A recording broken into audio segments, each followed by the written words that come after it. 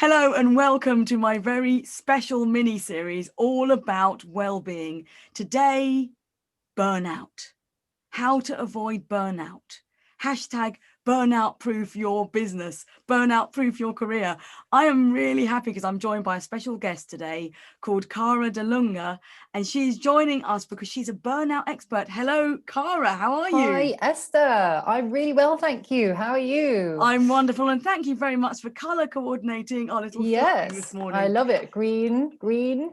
Now, Cara, your background's in the corporate world, and you Mm. know all about burnout and well-being. And we're creating this little mini series to share some top tips on how to avoid burnout, because we're in the middle of the year 2020, well, towards the end of 2020. We've had COVID-19, we've had lockdown, we've had working from home, and it's a different sort of burnout to rushing to the office and rushing around the world on flights and things. But have you found Absolutely. that your clients have had more burnout than usual? Yes, well, I mean, I work to help them prevent burnout, but there've been a lot of people that have come to me and said, oh, I have never felt this stressed in my life.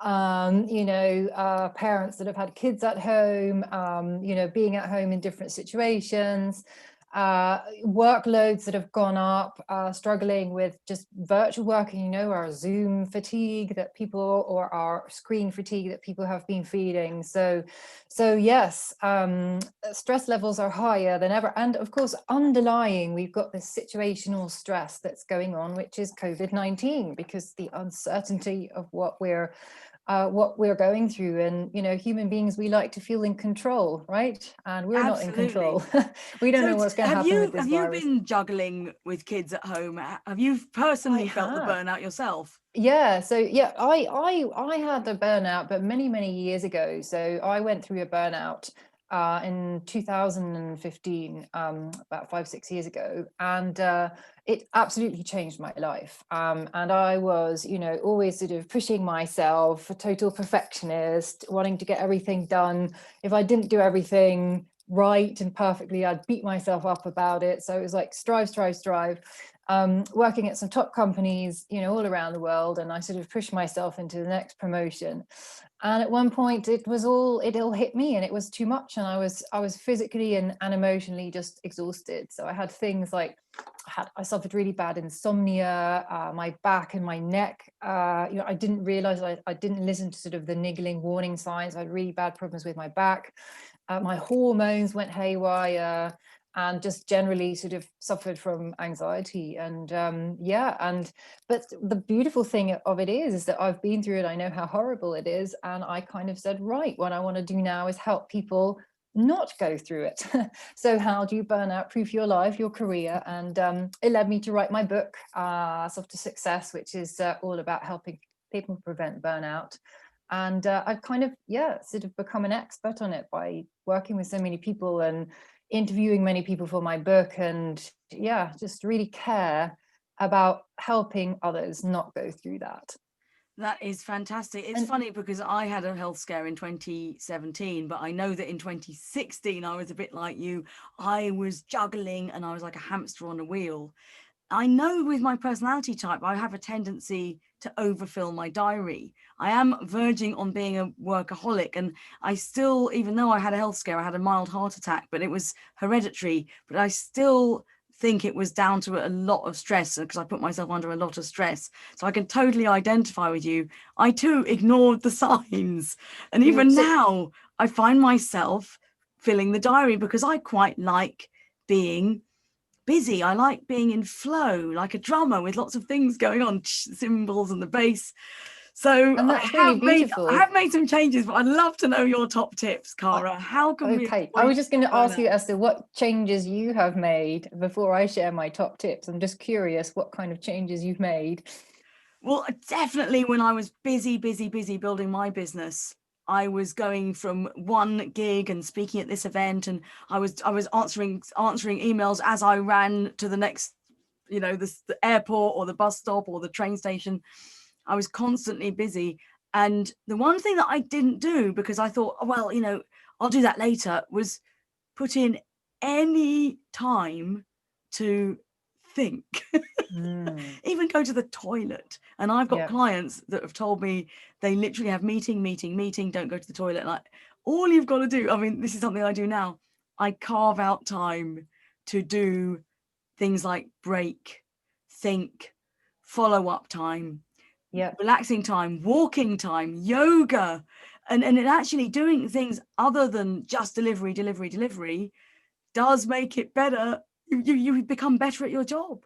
And Absolutely. it's better for your well-being and your mind and your Absolutely. body and your soul. And one of my biggest tips to prevent burnout, I'd have to say that's the number one, is stop going on other people's schedule. Make sure you take control of your schedule, right? And that can be anywhere. If you run your own business, if you're working for a company, it can be, anywhere.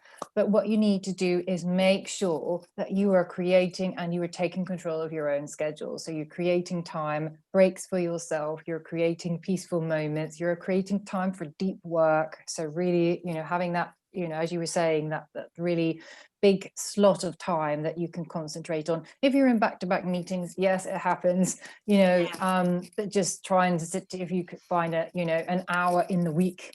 If that's not possible, then even half an hour in the week is a great start. That's so good, Cara. That is brilliant. Then, so our first practical tip is take control of your diary. Absolutely. So take control of your diary. Yeah. Okay. What's tip number 2? We're going to give out 3 tips today, yeah, aren't we? So the second tip that I would like to share is when you start your day. And did you know that 80% of us actually we check our smartphone within 15 minutes of waking up? So when you start your day, before checking your smartphone, before anything, just take time to take a deep breath in and out and think of a few things that you're grateful for, right? Just 2 things.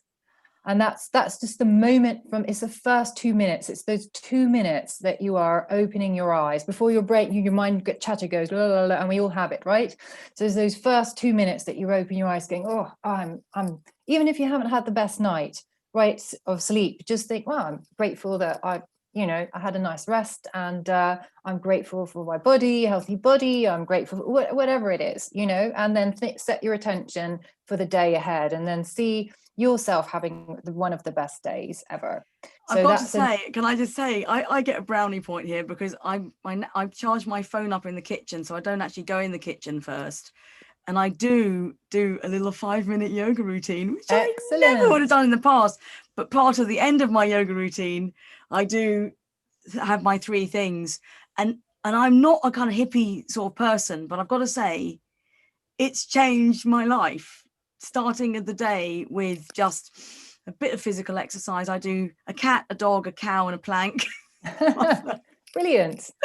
Yeah, and 3 things to be grateful for. And that's all you need. Sometimes it's all you need, those 5 minutes, right? At the start of the day. Even the first, So that's tip number 2. Good. And I'm definitely giving you some brownie points there, Esther. I love that. Yes. And then finally, the third one is we are so much in our heads, right? So we're in our heads most of the day. So during the day, bring yourself back into your body. So, feel things like your feet. Now even feel your palms. What are they feeling like? Are they sweaty? Are they warm? Yes. Are they? Mine are warm. Yeah. Are they warm? Are they dry? Bring yourself back into your body, and you can do this even by feeling your feet a few times. I know, Esther, you talk a lot about, what are people what shoes are people wearing? When I'm wearing my walking shoes at the moment. I'm standing up. Yeah, and I've actually taken my shoes off. So have you got bare feet?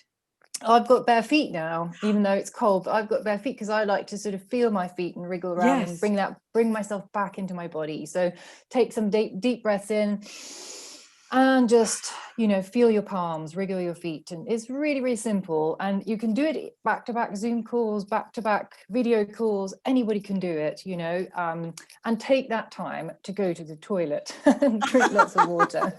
Do remember to go to the toilet. Good tip. Thank you so much, Cara. Thank you for joining me for this mini series. Take control of your schedule. be grateful and spend time in the morning before you go First to 2 your minutes. phone. Yeah. And then finally bring yourself back into your body, which is quite a difficult thing to do. But thank you so much for those tips. And if you want to know more, send us an email. I'll put the email at the bottom of the screen, and we'd love to hear from you. Yes, What do you do? You absolutely. tell us. Thank you so much. Thank you.